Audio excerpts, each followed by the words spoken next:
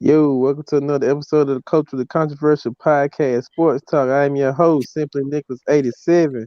With me today, I have my co-host D Ron 2000 and Mr. T Harden. What's going on, fellas? Not much, bro. Not much. How y'all fellas Hey, been doing? I've Good, been good, man. man. Just taking it easy, man. Glad to be here. Yes, sir. Yes, sir. For all the new people to the channel, hey man, if y'all ain't subscribed to the channel, y'all go ahead and hit that subscribe button, hit that like button, and share this video, man. From the analytics, we got 70% of the people that are watching this content are subscribed to the channel. I think the other 30 are not. But hey, y'all go ahead and hit that subscribe button, man. Come and join the game. Uh, but y'all got anything y'all wanna talk about? Before we get started, to those who are listening, I just want to remind you guys. A couple of weeks ago, we did the Ralph Jackson interview. Last time I checked, we were up to like 295 views. I definitely think we're too close to 300 to not hit that milestone. So if you can tell a friend to tell a friend to tell a friend to tell a friend, let's get it up to 300. Just wanted to put that out there. Yeah, let's get that out there. 300 views, baby. That's the goal. Let's get it. 300. 300. I had some breaking news on my desk not too long ago, but I might say that towards the end of the show. Uh, Okay. Was it something for ESPN or something? yeah, I think it is ESPN. It was a breaking. It was about Zion not being happy. Oh, okay. I thought you were talking about. Well, never mind. Well, that just broke across my desk about No, I'm Zion. like, oh, But this broke okay. across my desk what we talking about tonight earlier in the week.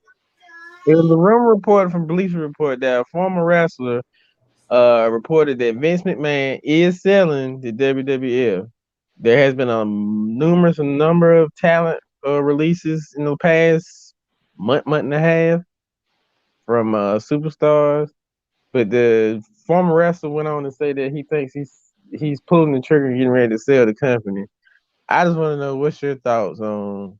Do you actually Let think Vince McMahon would sell the WWF, or this is just a I smoke want and to. mirrors? Well, let me ask you this: the former wrestler, what's his name revealed? They said his name was Nick. I can't pronounce his last name. Spell it. Oh, I got to find it again.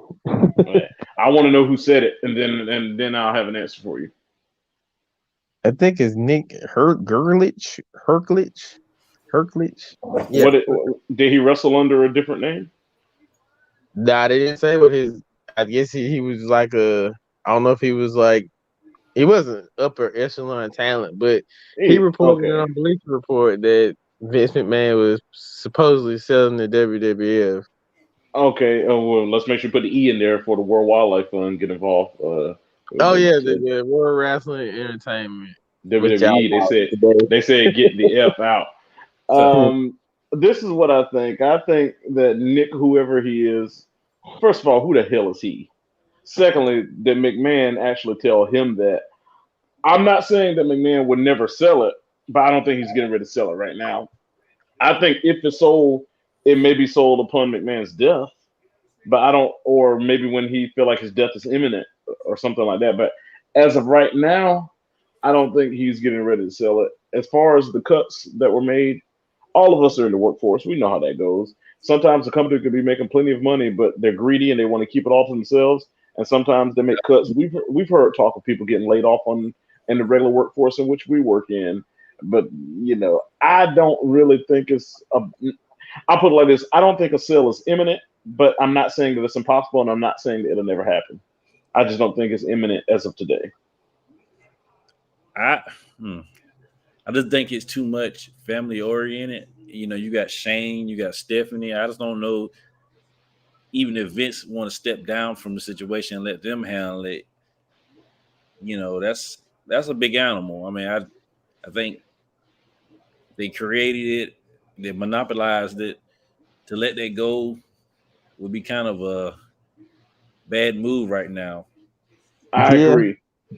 If they did it, if first of all, I don't. Shane's not in the picture. The reason why I say that he sold all his shares. He's there. He just works there as an employee. but not.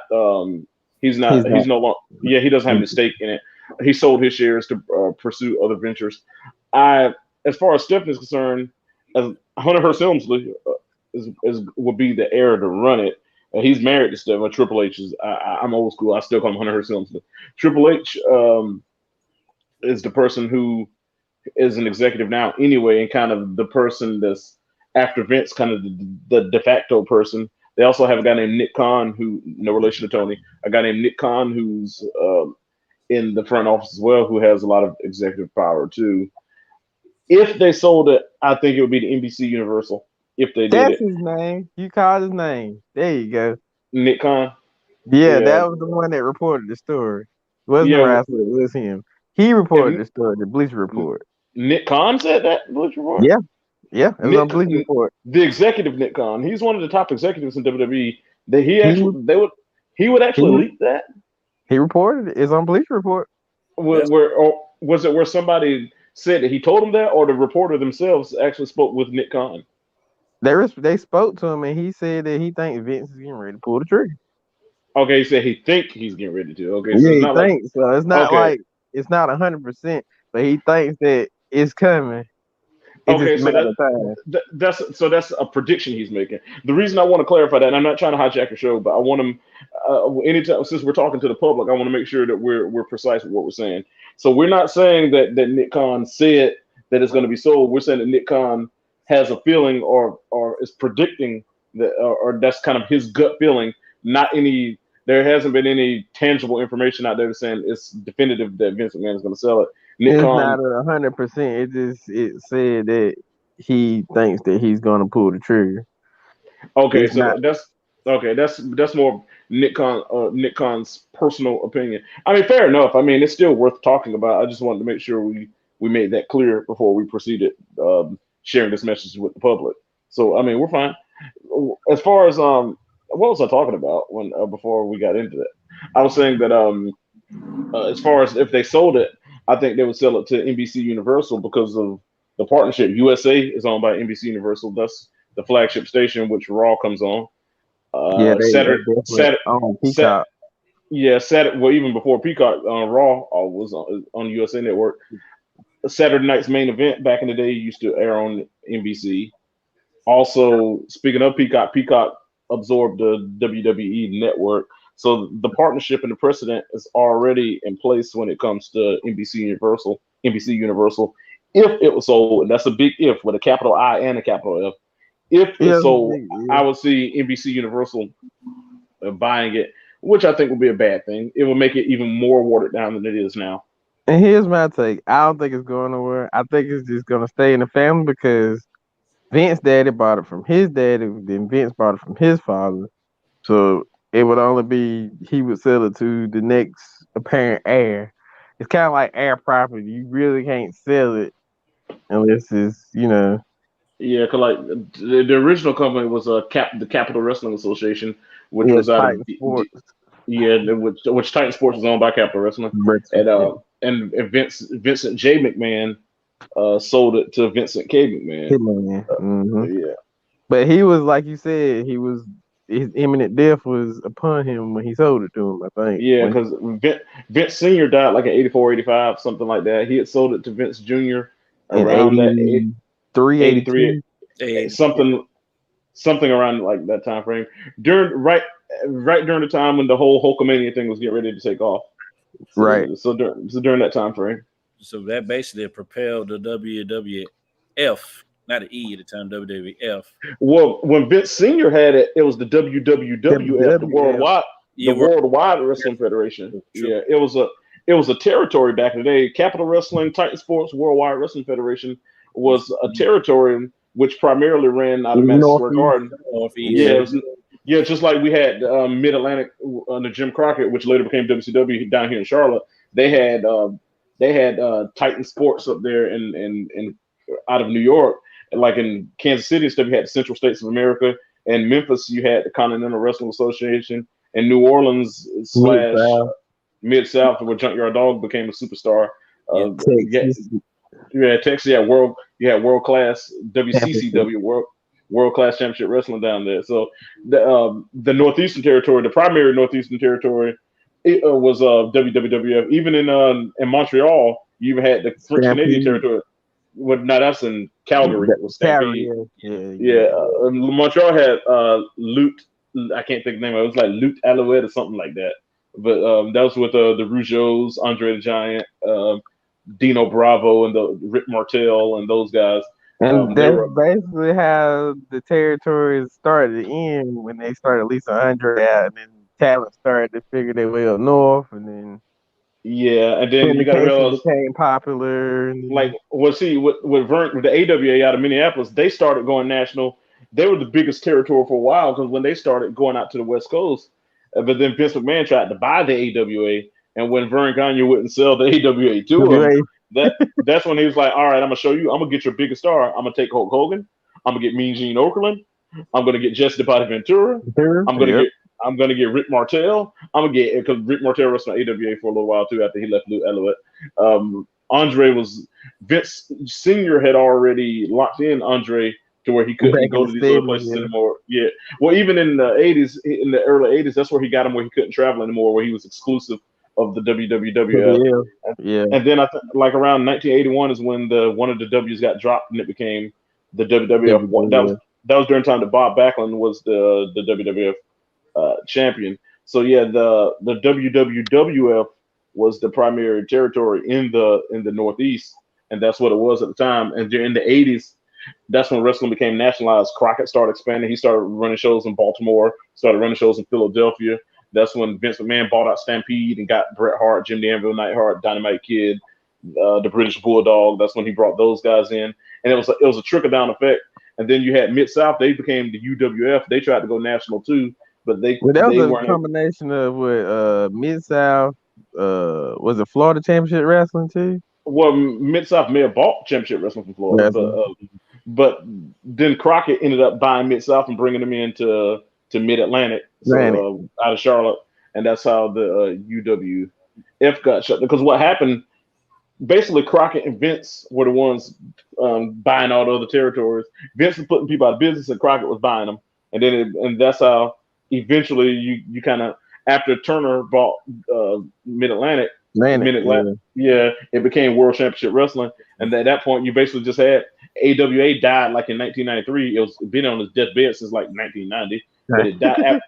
But after Jerry the King Lawler and all them left and went to WWF, Kurt Hennig, aka Mr. Perfect, left and went to WWF. People like Larry Zbyszko went to WCW. After they were left with Rick Martel went back to the WWF, so they had nothing left with AWA. AWA died a slow and painful death, and you basically had the World Wrestling Federation and World Championship Wrestling, and they duked it out until 2001, basically.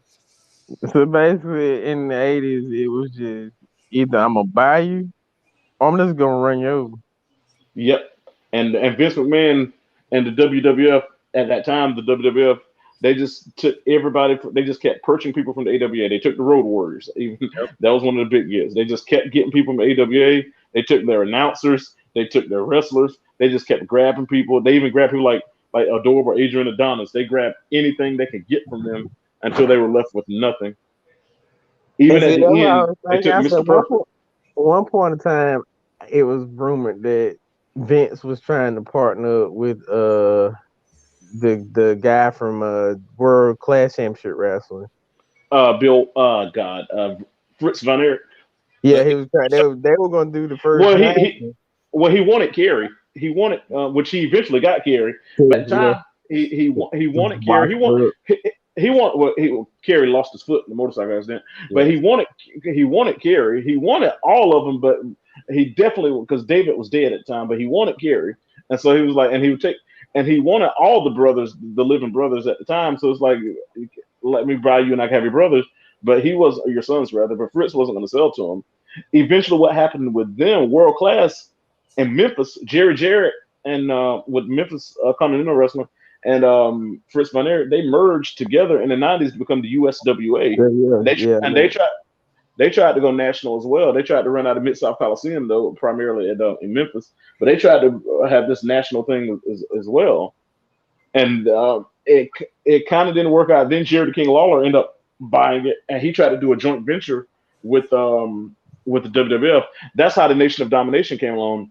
The Yep. Nation of Domination was originally a stable in the USWA, and then once WWF acquired Ron Simmons, they went ahead and brought that up and to the World Wrestling Federation, and that's where that came from. So that was they just like the whole thing with Smoky Mountain Wrestling and WWF. They were doing partnerships with these smaller promotions, and eventually the guys from Dallas pulled out of the USWA thing. That's when Jerry King Lawler took over and just bought Memphis out from Jerry Jarrett, and until it folded like around '96 or so. Shout out to the gangsters from Smoky Mountain. But, Man, New Jack just died a couple of weeks ago, man. yeah, So rest in peace, New Jack. yeah, for real. Yeah, I didn't mean to just hijack. Go ahead, fella. but I was just gonna say, like, that Von Erich family had they were probably Texas wrestling, and the next thing you know, they just like a meteor hitting the earth, they just extinct out. There's only one left, I think, if I ain't mistaken. Only Kevin, one brother left, yeah. he lives in Hawaii. I hope I don't get cut off because I just hear. Uh-oh. Yeah. Think we lost him. Yeah. Mine went down to But yeah, I that territory wrestling back then, I think it drew a lot more people. Yeah. It I would say it was more like you said, arenas, especially in the South. Yeah. It's like New Orleans, Memphis, Atlanta, especially Charlotte, even Florida, I would say the Southeast probably had the most following, more than even the Northeast to a degree. But I could debate that. Yeah, I feel like the South actually had a better drawing than that Northeast. All in the Northeast, I felt like it was just the WWF and probably maybe that Stampede Wrestling. yeah, As far as like northern part of the country, yeah, or the continent, but that southern part, I felt like it was more attention draw that way. It was more talent. yeah. Put it that way. I felt like that was the reason why they needed to take all over those territories, because they needed them. WWF actually needed. I feel like they needed them at the time. Oh yeah, they definitely did to compete with the Crockett Boys. I put it that way. Yeah, they had Rick, and when Rick went everywhere. Yeah, they ended up putting them out of business though eventually. Yeah, that's true. That's because Jim Crockett ended up spending too much, yeah. and giving out those big contracts, and they and eventually couldn't afford it. That's when Terry Turner bailed them out, moved them to Atlanta. A lot of people don't understand. That's why. Oh, sorry. No, you go ahead. I'm sorry. You go ahead. I was just saying that's how Ric Flair ended up living in Charlotte so many years, because he wrestled under Jim Crockett, which was headquartered right off South Boulevard in Charlotte. That's what Arn Anderson still lives in Charlotte to this day. So does Tully Blanchard, but that's how a lot of that happened. I just remember one scene is infamous. Whenever this was a scene that they did actually off South Boulevard, where the Four Horsemen jumped Dusty Rhodes. That's the American dream. Ain't over, baby. Not over, baby. The American dream. The American dream. Let me tell you about hard times, baby. See, Rick Flair and the Four Horsemen. You put Dusty Rhodes right there in that too hard time. Anyway, go ahead, man. Yeah, we're gonna get into the top 10 all-time wrestling moments. So I decided to compile a list of top 10 all-time wrestling moments. And of any promotion, just wrestling in general. Wrestling in general. It could be WWF, WCW, Mid-South, whatever it was. It's just the top 10. It could be matches, moments, something that you could just remember from back in the day. What if it's something I can't remember, but something I read about or heard that's about? Fine. That's fine too. I mean, I'm basing it off of stuff I probably have seen, and then stuff I've looked at, from like replays or playbacks or whatever. But some stuff I actually seen. and some All stuff right. I watched. So, You know, I'm gonna kick this off because I'm biased, and I'm from Waynesboro, North Carolina. So if I'm gonna use one of the moments, I never saw this. This is before my time, but I've read about it. When the Fabulous Freebirds blinded Junkyard Dog. Oh yeah, I heard about that one. yeah, they used the hair cream. Yep, and they blinded him, and he Yeah, wasn't even able to see his daughter born. Yep. yep. For, Former Anson cheerleader got rest her soul too, but he was according to the angle, he wasn't able to see her. That was during the big feud in Mid South where the Junkyard Dogs feuding with the Fabulous Freebirds, Terry Gordy, Michael Michael P.S. Hayes, Hayes. and Jimmy. God, what's Jimmy's last name? Jimmy Garvin, I think, last name, or something along those lines. So I'm going to use that as one just to get the Waysboro plug in there. Shout out to the dog, God rest his soul. I'm probably gonna go. My number 10 would probably be. It's a bogus match, but I would say the street fight between I think it was Cactus Jack and Triple H 2000. I think it was 2000 Royal Rumble, if I'm not mistaken. With that, like in a Hell in a Cell. Nah, that was the one they were fighting out. I think it was in Madison Square Garden. That was the one when they Okay. were fighting out. This everywhere. I think that's when Triple H got that piece of wood stuck through his leg. Ooh. D wrong yet? I'm right here. Uh, well, I got one. It's a WCW one. It's kind of one of the funny one, but do you remember when Rey Mysterio got thrown against that trailer? There was Yeah, with NWO. Yeah. that was those that I would say with that time when they had the was that That NWO the NW, yeah, Yeah. Kevin Nash did that to him. Now that I would say that was one of the best moments I've seen in WCW that just sticks out. I mean, I have more, but it's just one of my favorite moments that just like wow, shock value. I mean, we all know it's fake to a degree, but I mean, back then being young, I was a big fan of wrestling. Like that one right there is just like one of the ones like, man, that that was a good one. I don't know a lot of people don't, but I mean, Yeah, I know what you're talking about. That was the NWO. That was when they first started, and that actually kind of leads. Speaking of NWO, that leads me into my next moment. I Okay. guess you would say my number 9 moment. I would say when in the middle of Monday Nitro, the man that everybody knew at the time is Razor Ramon. It was one of the moments where what is Razor Ramon doing in the crowd on Monday Nitro? And he steps over the guardrail and he walks in the ring and grabs the Mhm. microphone. And they stop the match to get security out there and stuff. And it's like, what is he doing here? And they really made it legitimate look like Razor Ramon is invading is a bit on Monday Night Raw. Why is he here? And he grabbed the microphone. All he said was, "You don't know." He said, "You all know who I am, but you don't know why I'm here." And he said, "Where is the Nacho Man? Where is Scheme Gene? Where's the Huckster?" He said, "This is where the big boys play, right?" He said, "If you want a war, he said, if you want a war, you got one." And then he walked off. And at the time, it was like Razor Ramon just showed up on Nitro. At the time, little did we know that Scott Hall had been released from his World Wrestling Federation contract and had been signed by World Championship Wrestling, and that's the way they had him debut. But they had him pretend and still come out and act as if he was Razor Ramon invading, and they never used the name Razor Ramon. They just said, "Why is he here?" And they Here. Yeah. and that was a big moment.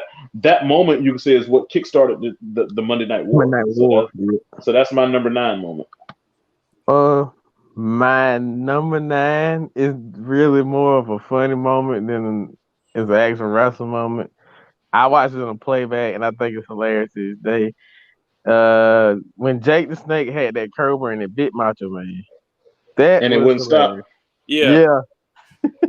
I was like, holy crap. I was like, thank God it's deveined or devenomed or whatever. If it was, Yeah, devenomized. Yeah. yeah, because he locked in for a long time. Oh yeah, that thing couldn't. He didn't let go, boy. He Nope. was. he pulled that bag out. Oh You already know it was true if he had that bag coming in the ring. yeah. So that was your number 9. That's my number 9. Rome, talk to me, player. I got another moment for y'all if you want to consider it eight. Oh man, I think Stone Cold and Booker T broke thing Yeah, that classic. was epic. That's a classic. At first, it was all right, but going back over the years watching it, that was just like that's one of the best moments I've seen. Just the way they just went through that whole grocery store, just Destroyed it. destroyed it, improvising the way Stone Cold was talking junk and how the way Booker T just played into it so much, both ends. That was a good scene. Like I think that's one of the best moments that I like. I have a lot of funny moments.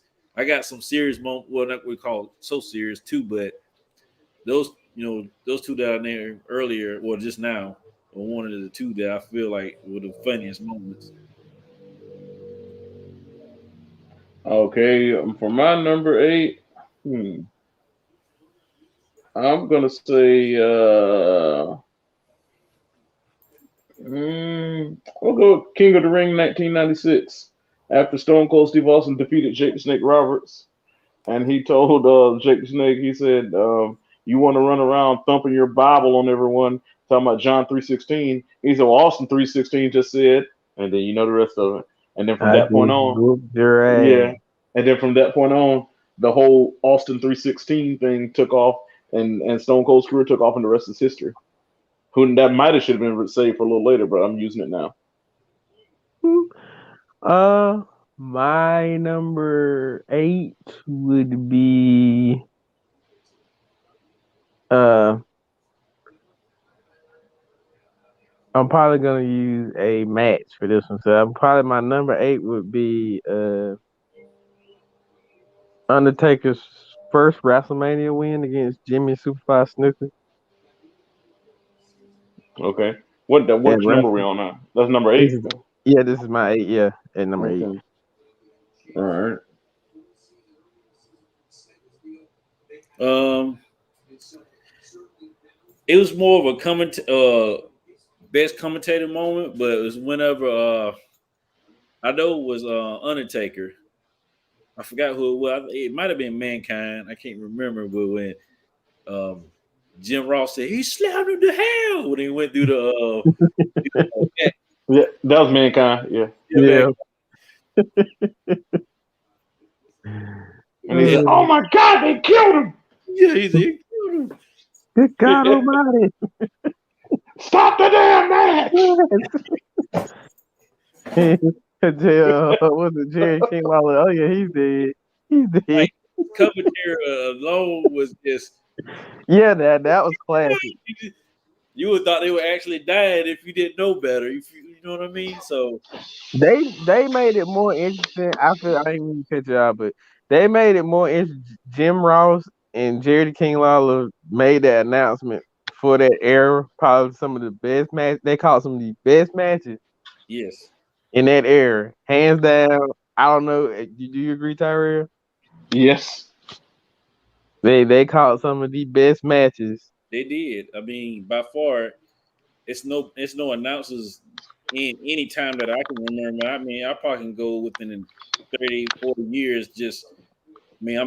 I'm 39, but just no announcers from the 70s up until now that can't compete with they play by play and commentary of the matches. The way they called it and where they put their twist on it is no other kind that I've seen. and my number seven just slipped my mind, so I'm gonna Nick. I'm pass. I'll let you go first, to see if I can remember what it was. Okay, my number seven is with Stone Cold Steve Austin.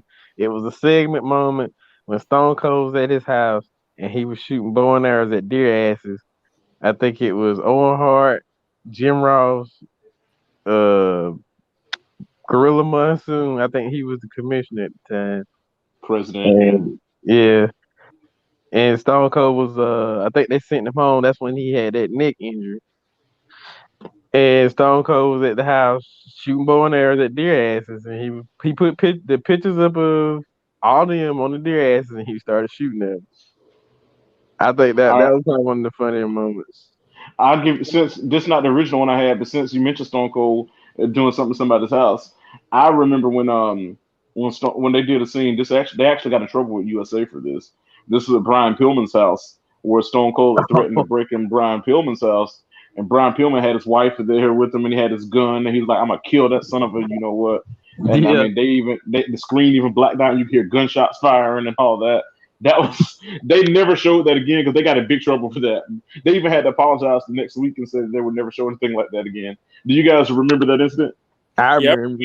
they kept it. Well, I ain't gonna say they kept it hush, but they kept it discreet after that. And then, like I said, they made an apology, and that was it. But Yep. that was kind of a moment where they got in some serious trouble over that. I think they threatened them. FCC threatened them. Yeah, I never forget that. They went a little too far on that one. Stone Cold threw my man in the little kiddie pool and broke the window in the house. Yeah, sure. Yeah, Brian sure Pillman was did. tumbling the gun. He was and it just And he got that raspy voice. I'm gonna kill you, motherfucker. it was good though. That's what they needed. They needed something like that because at the time WCW was they were getting ready to take off. Yeah. Yeah, they. I mean, when it came to that late '90s era or '90s, but especially late '90s, man, yeah, WWE had to pull some punches because I mean, What's your WCW number? had people, you know, Yeah. What that, what you got for number 7 then, man? uh, hmm, I got a lot. But it's still kind of a funny moment since we pick it back off Stone Cold. Remember that time that he went to the hospital and Vincent, man. With the Elizabeth bed pan. T-Pain.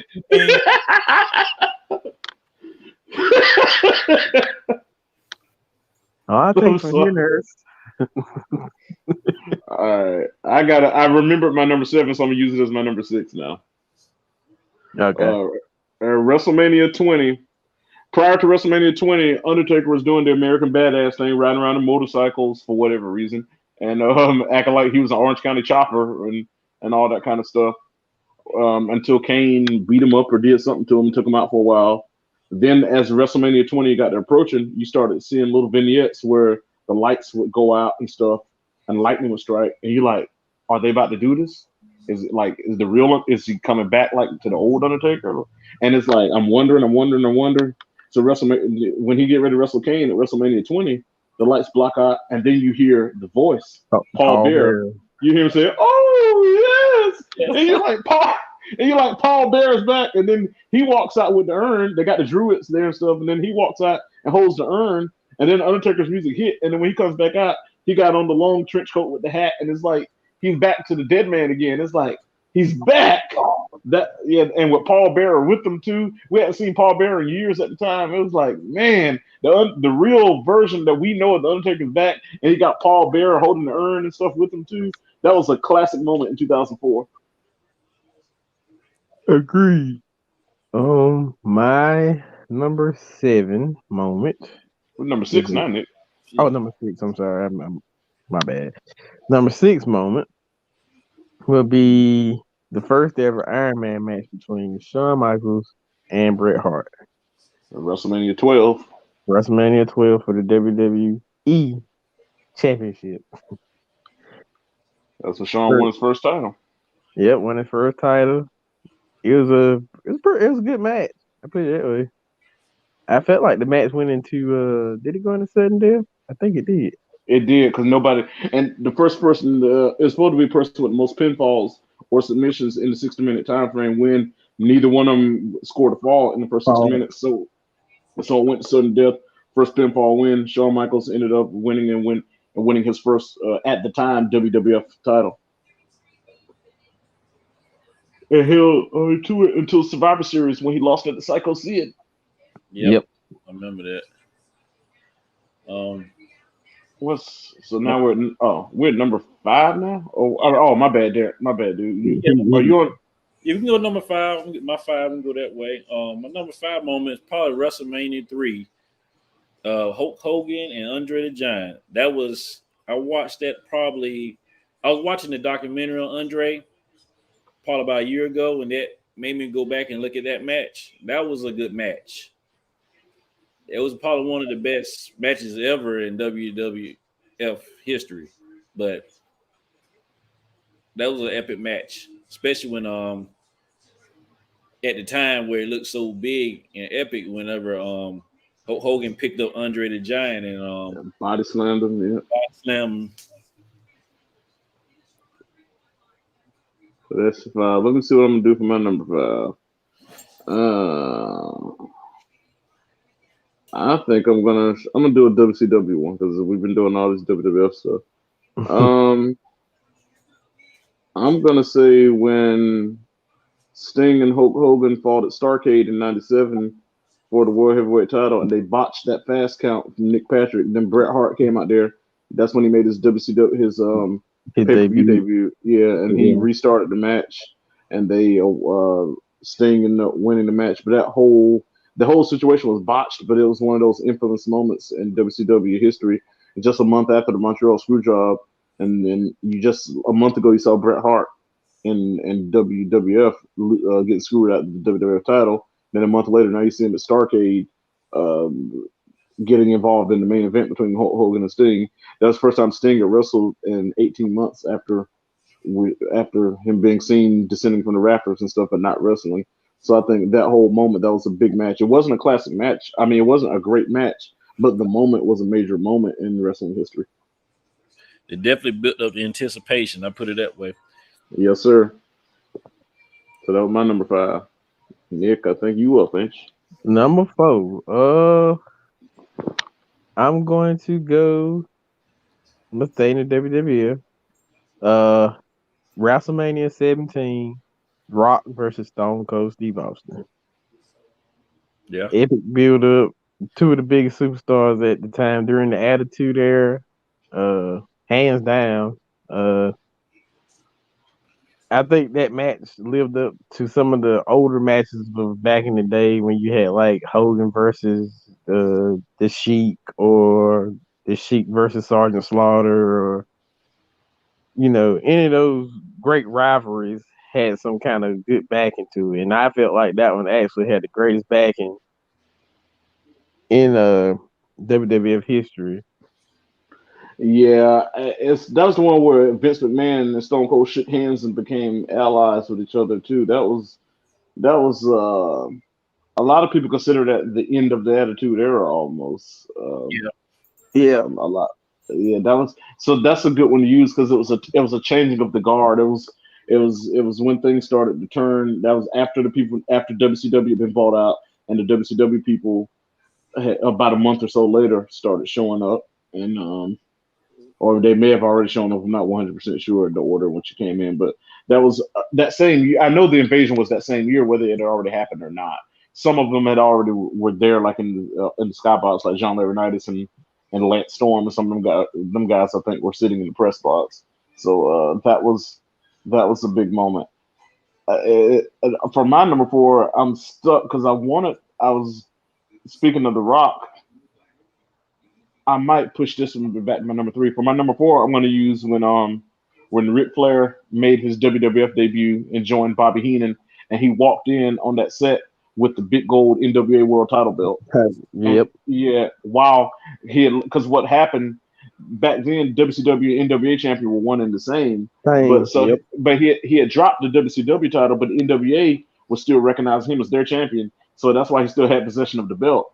So he walked into on the WWF program and joined Bobby Heenan as the former WCW champion, but technically still the reigning NWA champion, and had the NWA big gold belt on his waist until finally they negotiated with him to give the belt back. So he actually showed up on WWF programming with the belt that originally was part of WCW NWA programming. And didn't that So belt that's like my. recently show back up? It's been like a couple years ago, but I think TNA actually had that belt. I don't think TNA had a belt. That's the same belt that Triple H and them held when they did the brand extension, when they did the World Heavyweight Champion on Raw and the WWE Champion on SmackDown, and when they switched back and forth. That's the same belt design, the big gold belt. No, I That's was the talking about the old. old NWA belt. I seen the Oh, that popping belt. some That that belt's on NWA Power, like the 10 pounds of gold. I'm not talking about the belt you're talking about is a classic one, the one that Harley Racing them wore Yeah, against Dusty Rhodes and all them. yeah. That's the 10. Nick Aldis is the current NWA champion on NWA Power. That's that belt. The belt I'm talking about is the big gold belt that you saw like Hulk Hogan and them wearing when he Yeah, was in the NWO and all that. That's the belt I'm talking about. Ric Flair showed up on WWF programming with that belt to that join belt. Bobby. Yeah, with to join Bobby Heenan's camp. All right. I'm gonna go with my number 4 being um wow, I just had it. The first table ladder chairs match with the Dudley brothers, uh Edge with Christian with it, and then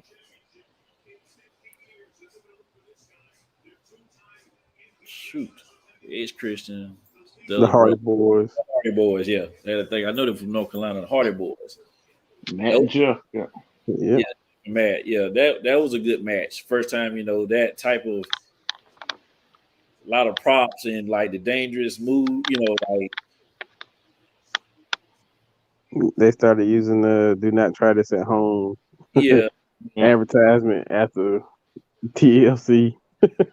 yeah. So that's we got our fours in. I'm gonna kick Num- off number 3.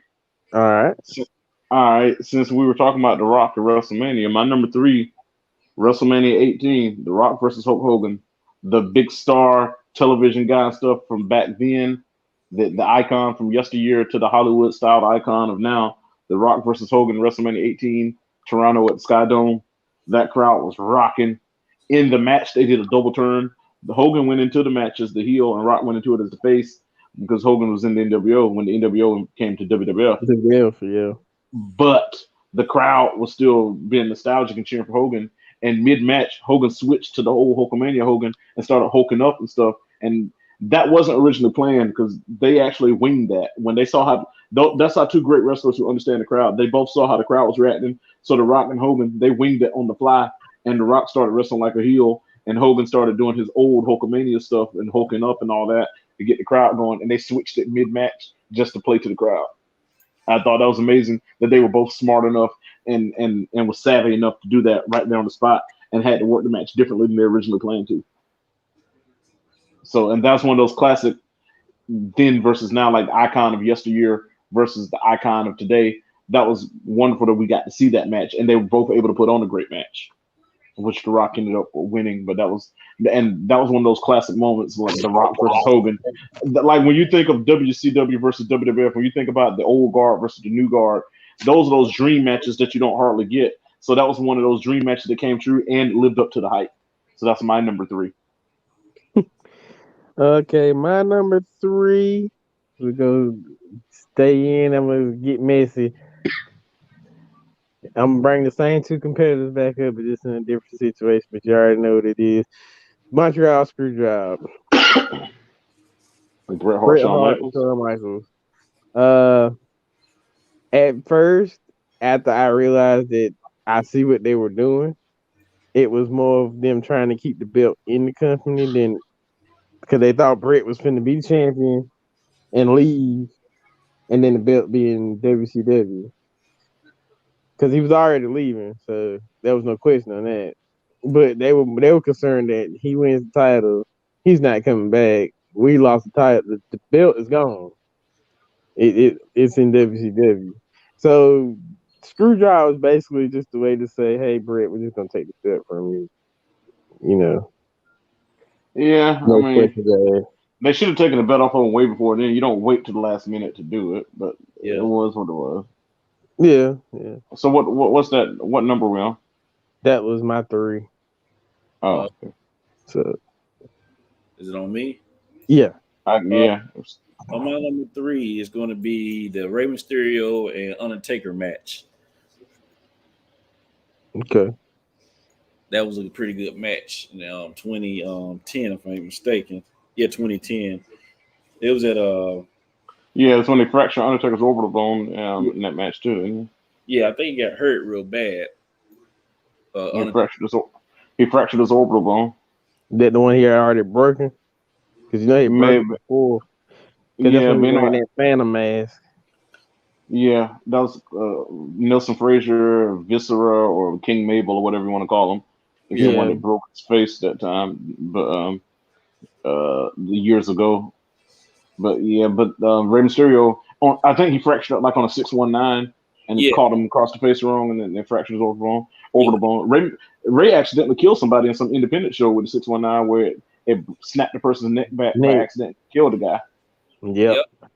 That 619 is dangerous, man. 619. Boy, you're correct. Anyway, all right, number two. Number two. I'm going with Bash at the Beach, 1996. You Yes, got you sir. got Lex Luger and Randy Savage. They need a third partner. They haven't found the third partner. Not there. They're going against Hall and well, they did have a third partner, but the third partner got beat up or something like that, or whatever the case may be. And they're facing the guys formerly known as Big Daddy Cool Diesel and Razor Ramon. It actually is three of them. It was Randy Savage, Sting, and Lex Luger. Lex Luger ended up getting beat up real bad and having to leave the match. So now it's 2-on-2 because it's a 2-on-3 match. Everyone's wondering who the third partner is going to be. So now finally, when it's 2-on-2, it's then they beat up Sting, and now they're all beating up. The two guys are jumping Savage, and then finally Hogan comes out. They're like, "Yeah, Hogan's coming to the clean house," and then he hits Savage with a leg drop, and next thing you know, he's with Hall and Nash, and they formed the New World Order, Order. the NWO. So I think that's the number two moment. That's the first time Hogan had been heel since he left the AWA. Yep. So it was a fresh start for Hogan. Had a great run as a heel champion of the NWO, and I think that moment was my number two moment.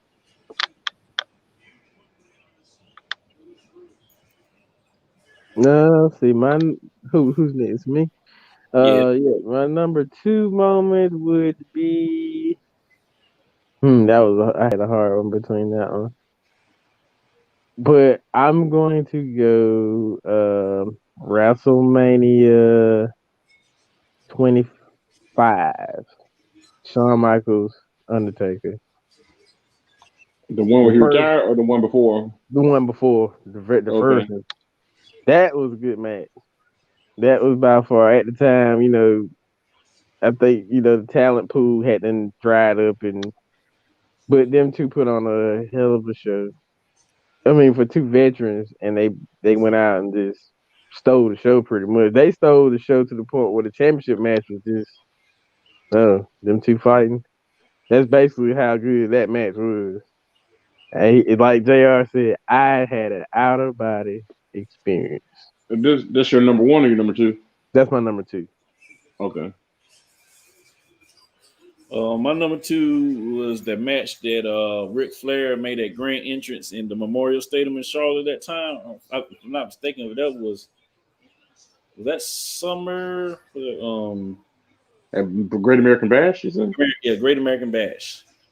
That's by far like that match was pretty good too. I forgot who it was. It's been a while since I've seen it, but that entrance when he came in on the helicopter and he landed in just to wrestle, that was one of the moments that I remember that stuck out. Especially in that time when it was under the Crockett Boys. Yeah, it was either if it was in the summertime, it was Great American Bash. Yeah, it was American Bash. That's why I couldn't remember. I get the Great American and Summerfest whenever they merged because they kept certain Yeah, and then they had like Bash at the Beach and stuff too that came Yeah, after Great American Bash. yeah. yeah, a lot of bashes. All right, so my number one is a moment that will wrestling changed forever. In 2001, when Shane McMahon showed up on Monday Nitro, and when we realized that WCW would be no more, and they had the final Monday Nitro, and from that point on, that's when the whole monopoly of wrestling took place up until the formation of All Elite Wrestling. That's my number one moment. Before I let you guys get into it, I want to mention my honorable mention as well that I left out. My honorable mention will be In Your House, Bad Blood, 1997, when Undertaker and Shawn Michaels Hell in the Cell when the lights went off and turned red, and Paul Bear came out and introduced the Undertaker's long lost brother Kane, who ripped the door off the cell and Tombstone the Undertaker, and Vince McMahon is screaming, "That's gotta be Kane!" That's my honorable mention. Didn't make the cut, but it could have easily made the cut. So that's my honorable mention. My number one is Shane McMahon showing up on Nitro and WCW ending and the monopolizing of wrestling for the next 20 years or so almost. That's a good one there. My number one would probably be I'm gonna do my honorable mention with it. My number one would be ooh, I'm probably going to say the ladder match, WrestleMania 10. Shawn Michaels, Razor Ramon for the Intercontinental title. Who was the real Intercontinental champion? When you talking when they had the two belts hanging up, Yep, who was the real okay, Intercontinental champion? that's back when the 'Cause at the Intercontinental title meant time, something. yeah, back then that title really meant a lot. And those two, well, technically at the time they could have been competing for, I would say, WWF title, the yeah, title, easily. yeah. And I never recall Scott Hall. I mean, Razor Ramon, Scott Hall going forward. I don't ever think ever He even re- had a title he shot. he had one time against Bret Hart. He had a Oh, title shot, and he didn't. okay. Of course, he didn't win, but he challenged Bret Hart one time. Then toward the end of his WWF run, he had been in and out of alcohol, drug issues, and stuff. He had started to kind of fall off a little bit, and that's when he started feuding with Goldust. But that's how they got Goldust over when Goldust and Razor Ramon started their feud, and I think the 1-2-3 Kid interfered or something like that, which helped Goldust win the match, and that's how Goldust won his first Intercontinental champion. I know this is getting off on a tangent, but I want to mention Ahmed Johnson, the first Black Intercontinental champion. He beat Goldust to win that Intercontinental title. So I just want to make a mention that after Goldust beat Razor Ramon, Goldust held it until he lost it to Ahmed Johnson, who was the first Black Intercontinental champion. So I just want to point that out and shout out to Goldust, who's still wrestling today on All Elite Wrestling under his real name at 52 years old. So good to see Dustin Rhodes still performing at a high level.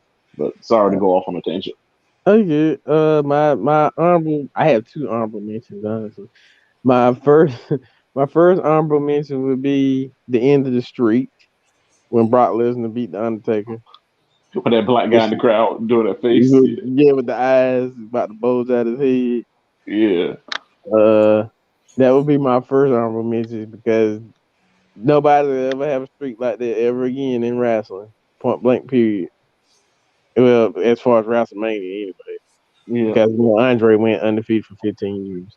Uh, Yeah, they say even though say he lost so. him, he lost to Inoki in Japan, but that wasn't WWF doesn't acknowledge that because it wasn't WWF programming. But he tapped out to Antonio Inoki. At least he lost the match to Antonio Inoki in Japan when he went to do a show in New Japan. But go ahead. Yeah, they throw that up on the rug, especially if it's a TV taping or it's not even Yeah, a live event. Because they did Shawn Michaels like that when they lost. They won the tag team titles, but they couldn't acknowledge it because the turnbuckle had broke. So yeah, or Hart even a Foundation time, kept the belt. and even before then, this is not a WWF thing, but a wrestling thing. Bobo Brazil, a black man, actually won the NWA World Title when he beat Harley Race back in the '70s. But for whatever reason, the NWA didn't want to recognize it, so they scrapped it from the books and pretend like it never happened. Yep.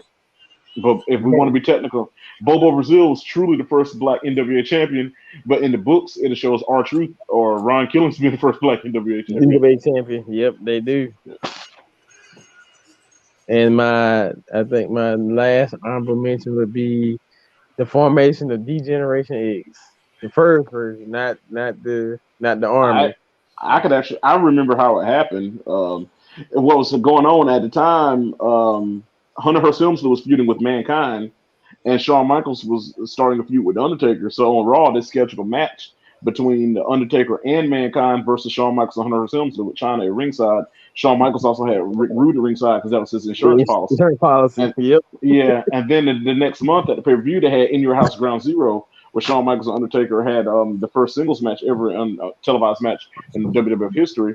And then Hunter Hearst Helmsley and China came down to support Michaels. Rude was already there.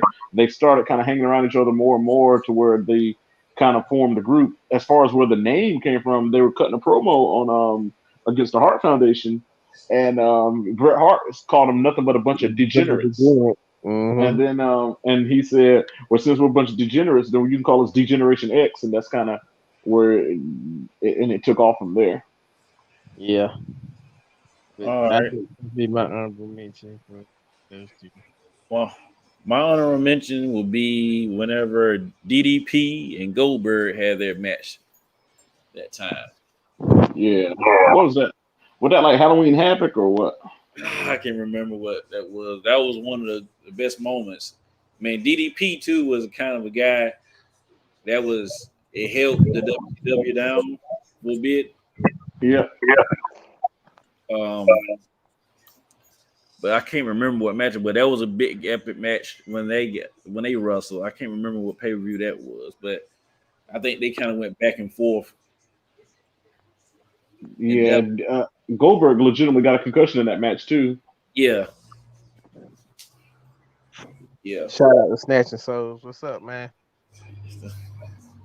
But my number one overall would be the 1992 Royal Rumble. Yes, sir. Ric Flair.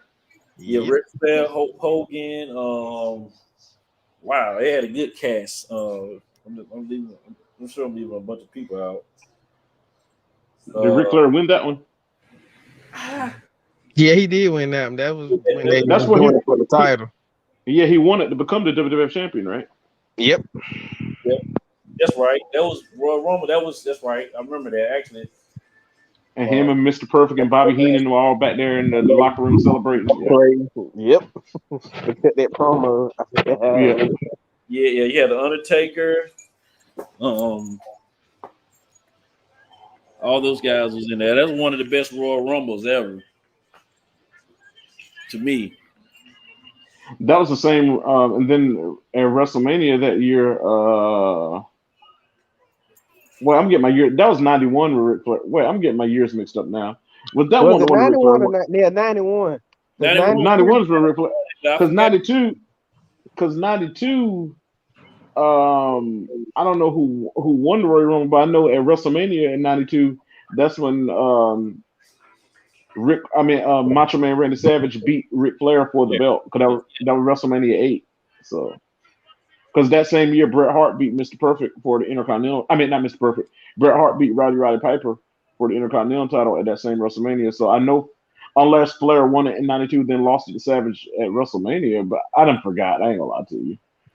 I I know can't. Ric Flair won. It was in 91 or 92, but it was Eh, the Royal Rumble the was for the WWF Championship. Yeah, so that was Flair because it was '92. The reason why I said that and Flair won it because Flair won it at Royal Rumble, then he lost it to Savage at WrestleMania. But Yeah, because the next time Flair lost it, he lost it to Bret Hart, and then a month later he left the company and went back to WCW. yeah. WWF. Somebody interfered with the match in that with Ric Flair and Hulk Hogan. That's why um Flair retained. Well, not even retained, but that's why he won the Royal Rumble. And then that's when he I think when you were just speaking about when he wrestled Savage because Savage. At WrestleMania 8, Randy Savage beat Ric Flair for the Yeah, WWF title, and Bret Hart beat Roddy Piper for the Piper. Intercontinental title. yeah, Yep. Because Piper had Bret Hart in the sleeper, and Bret Hart ran up the turnbuckle and flipped backwards and put Piper on the shoulders while Piper had him in the sleeper and pinned him. So I quick, mean, there quick, we got a quick on huh? top. What's the best? What was the most dangerous acrobatic move you've seen? The most dangerous move I seen, Well, I guess like wrestling maneuver. yeah, well, not necessarily rest move, just like trying to do a move or like jumping off something, like a cage or Well, you can say everything they do in AEW is dangerous. When you got a pot of 10 guys standing outside the ring and a guy jump and do a dive on them, you could break a whole bunch of stuff trying to catch those guys like that. To me, something as simple as a power driver is dangerous. If you botch a power driver, you could paralyze somebody. yeah, Yeah. That's what I mean, happened. Well, he didn't get paralyzed, but that's what happened to Stone Cold. yeah, When yeah, he was temporarily Owen paralyzed. Hart, Owen Hart did that tombstone on that sit he told down. him he said he don't know if that move would work. He was Yeah, he told like, him not to do it, and Owen did it anyway. That's Yep. why, yeah, like, he never worked with Owen again after that. yeah. He wrote a. I think he wrote a book on that. Well, in the book, he Yeah, was talking about. He was saying that he didn't think Owen was a bad person, but he just didn't want to work with him because yeah. he had already Owen, told him. people love Owen, but people said like Owen was so silly and joked all the time. I think sometimes it irked people a little bit, and I think it was one of those things where he told him not to do it, he did it anyway.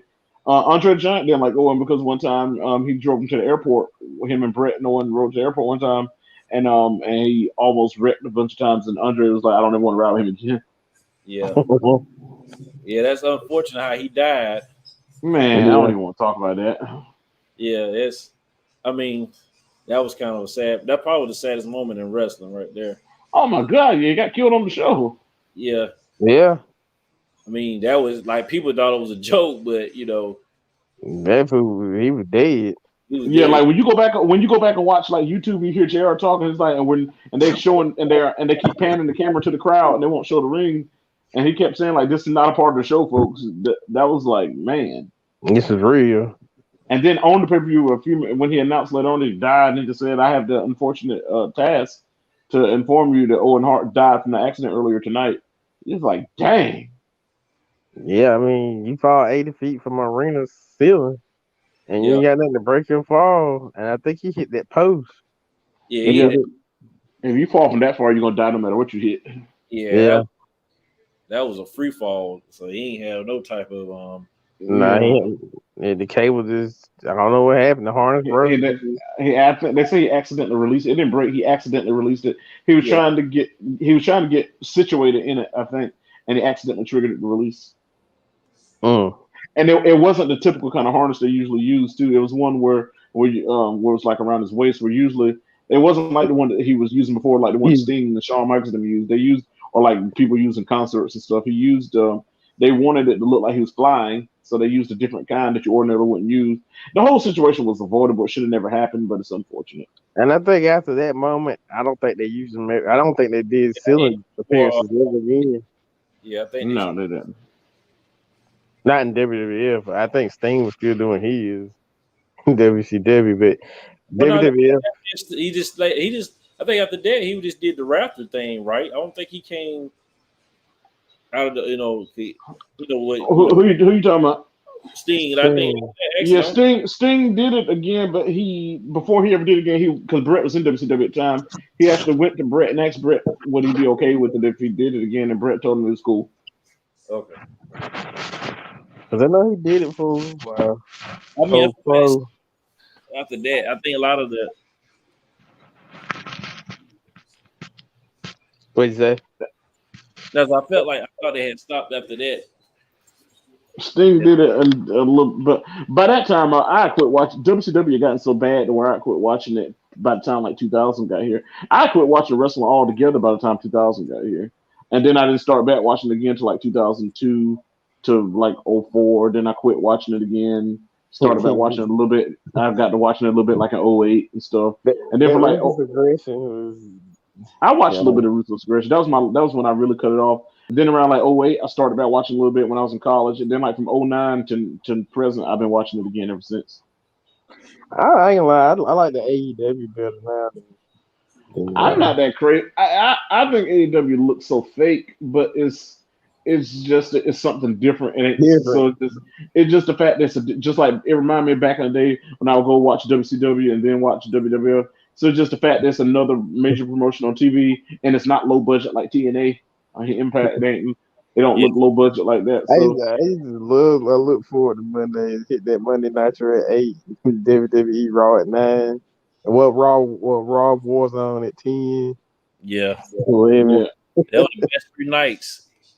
yeah, In Yeah. man. I mean, that would not been the best 3 hours on Monday night ever. Yeah, Yeah. man, those were the days, man. And I used to flip back and forth between the two.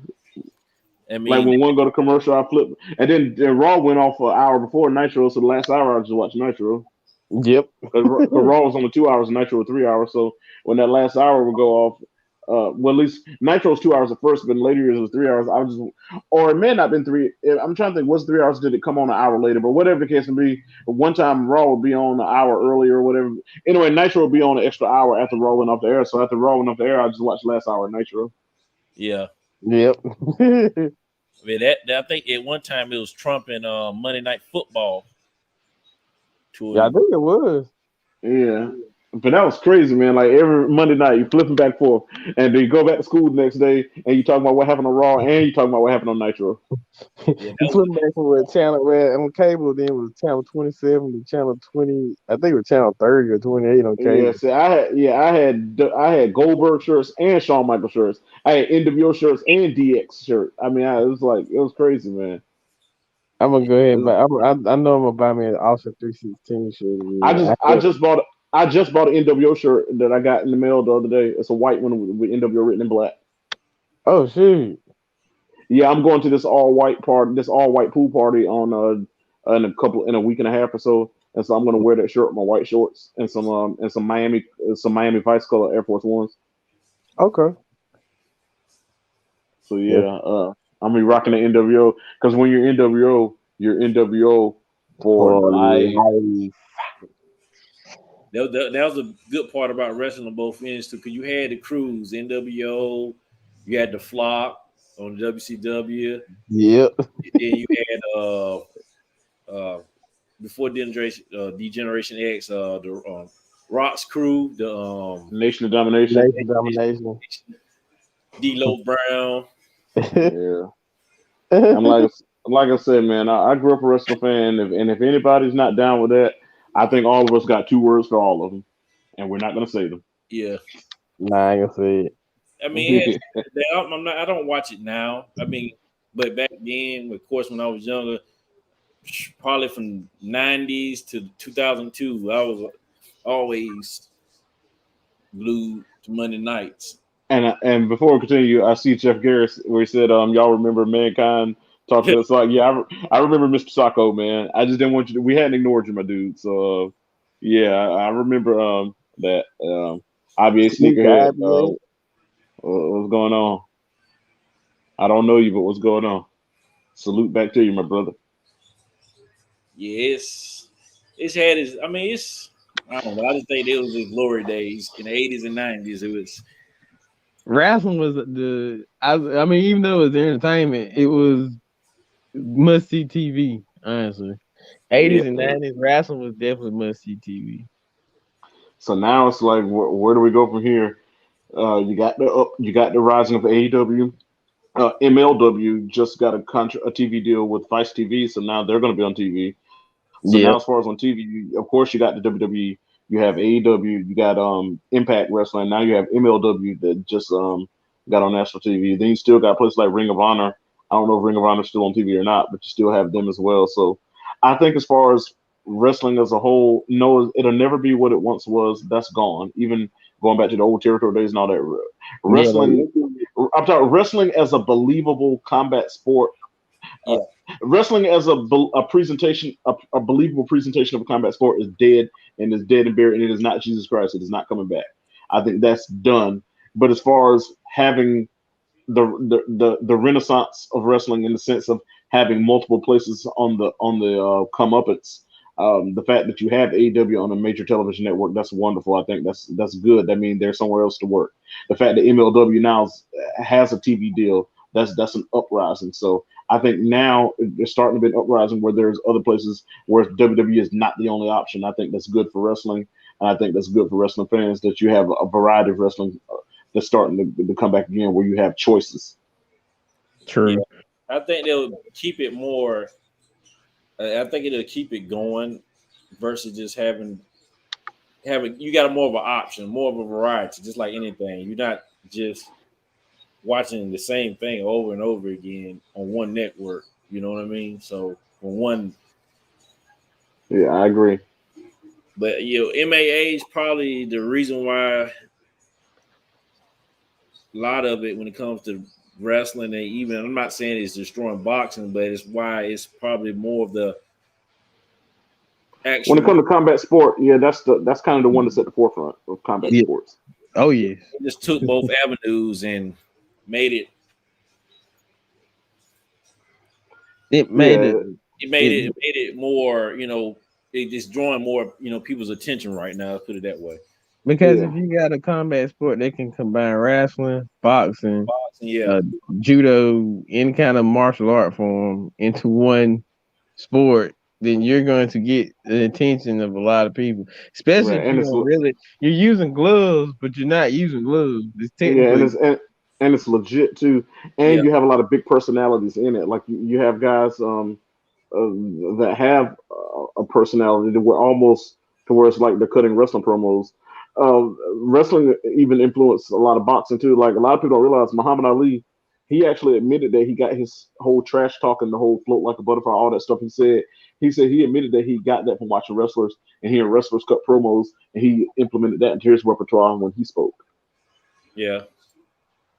I seen that when he Yeah. said that. So I mean, a lot of people say what they want about wrestling, but wrestling throughout the years have been a big part of entertainment, been a big part of family entertainment, and is the inspiration for a lot of things we see in combat sports. Despite it being a work and despite it being scripted, it was especially here in the South and in the city of Charlotte. It was one of the major outlets for the city of Charlotte and revenue drawing events for the city of Charlotte, and I think it's something. It's a form of entertainment that should be respected, and its history should never be forgotten. Oh no, not.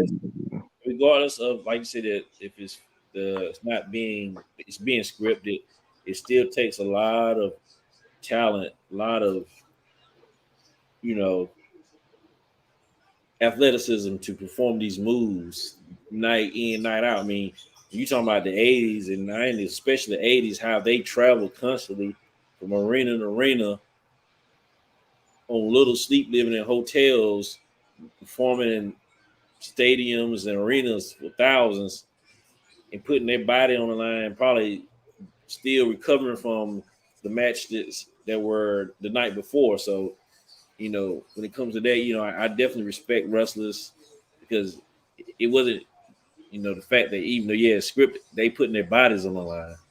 Yeah, I'm with that 100%, man.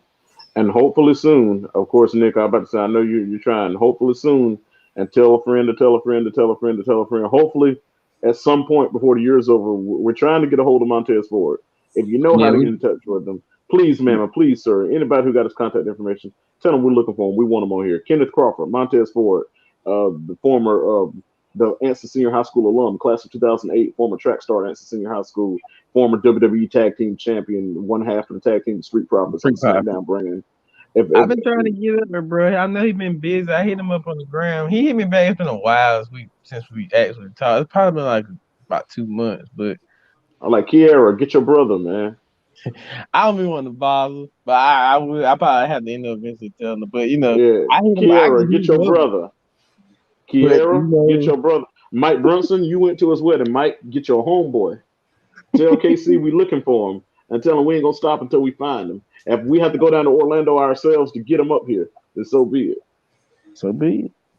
Kenneth So Crawford, get your be butt it. on the podcast, boy. I ain't seen you since high school, man. Get your butt on this podcast and talk to us. We're gonna get him on, man. I know they've been whatever they've been doing, but he gonna We, return we, my message. I ain't. all right, we'll get him eventually. Oh, I Have actually you? had one more honorable mention, but Well, go that. ahead. I mean, go ahead. It's your show. Yeah, I got one more. WrestleMania 1, Junkyard Dog versus Great Hammer the Hammer Valentine Valentine for the for the Intercontinental Intercontinental title. title. Shout Yep. out to the dog. Rest in peace. Shout out to Commissioner Jarvis Woodburn, the brother-in-law of Junkyard Dog. Shout out to the whole Ritter family. Still a lot of them down there in Anson County. Shout out to all of them. The Junkyard Dog was a legend in our home area, and I'm proud to say that I'm from the same hometown. Also, Montez Ford, Kenneth Crawford. We got two WWE superstars who graduated from Anson Senior High School. This is a fact. So I ain't got them on honorable mentions. I'm getting ready to go, but man, this was a pleasure being a part of this wonderful discussion. Oh yeah, like you said, rest in peace to the dog. Yeah, absolutely. My dad was. I'm gonna put this as just strange fact. I know it's probably just random, but I think him and his friends, cause they all went to school together. I think they Yeah, graduated together. my mom too. All of them went to school. My mom, your dad, all of them went to school together. My daddy was probably like the last person to talk to him alive Yeah, well, he was in Waysboro the day for the before he got killed. graduation. Yeah, Yeah, and they were hanging out, and he said he was gonna drive back, and he was like, "Man, you might want to wait." But he was the last person to talk to him when he was alive. man. Yeah, because Junkyard's house was right there on Mockingbird Hill. So Yeah, right down the street from the, me. yeah, the house in Waysboro's on Mockingbird Hill. Yeah, Yep. because my uncle man lives on in the street, so they used to when he would come in Yep. town, they would talk too. So Yep. but it is what it is. He left a legacy, man. He left a real legacy. Oh yeah, of course. Anything else you got for me, Nick, before I dip out? Man, I appreciate you pulling up, man. Appreciate all the people that pulled up in the chat, man. Thank y'all. Salutes, man. Uh, but anyway, if y'all ain't subscribed to the channel, go ahead and subscribe, like, share. We on the road to 100, man. And listen, we putting out some pretty good content here. This stuff I ain't gonna say it's easy, but the stuff is fun. But we want y'all to also be a part of what we doing as well. So, you know. So sub on up to the channel, man. We got some good stuff coming up real soon. A lot of good stuff. I've been putting in a lot of effort trying to get these good interviews coming up for sports and not sports, and non-sport related stuff. So I've been putting in a lot of good time, and I know I got a good one coming up real soon. It's mostly on music. You know, everybody shout out to my boy Kenwin. If y'all ain't heard, he got an album getting ready to come out, and he's supposed to be dropping exclusive on the channel. Man, So that's cool. Kenwood Gatewood, good dude, classmate of ours. yeah, so shout out to him. He gonna bless out a couple tracks. We're gonna do a little interview and he just promote his album so he can get it out there. But Absolutely. We got a lot of talent out of Anson County. Let me say this, you know, being that we are not a big county by far, but it's immense talent. And I'm glad when I see someone come out of our county, make it big, and show, what we have and what we embrace down there and what we believe. So definitely shout yeah, out to you guys, Montez, the guy that you get ready to have on, and anybody, Kenwin. yeah, Kim. yeah, anybody else that is definitely looking to do something constructive. I commend y'all, and I definitely Not, like to see more. let's not forget about Internet Flowers from the news. She's from Yeah, down Yeah. here. Yeah, so sky's the limit, man. The best is yet to come. Oh yeah, we out here. Yes, sir. With that being said, though, fellas, I appreciate y'all for another good one. Yes, sir. absolutely. Yeah, salute to everybody that came through and watched. Salute to everybody that commented in the chat. Salute to everybody that hit that like button. Hey man, appreciate y'all. I love y'all guys. And we up out of here. All All right, right, good see you. night. God bless. God bless.